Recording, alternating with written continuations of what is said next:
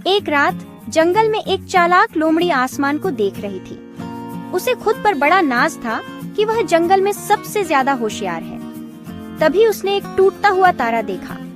उसे याद आया कि बड़े बूढ़े कहते हैं कि टूटते तारे से मांगी मुराद पूरी होती है।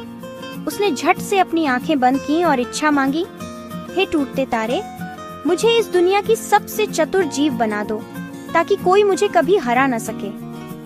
अगले दिन जब वह सोकर उठी तो उसे महसूस हुआ कि उसका दिमाग पहले से कहीं ज्यादा तेज चल रहा है। वह हर पहेली सुलझा सकती थी, हर चाल को पहले ही भांप लेती थी। उसने अपनी चतुराई का इस्तेमाल करके जंगल के दूसरे जानवरों को परेशान करना शुरू कर दिया। वह खरगोश से उसकी गाजरें छीन लेती, भालू को उसके शहद के लिए बेवकूफ बनाती।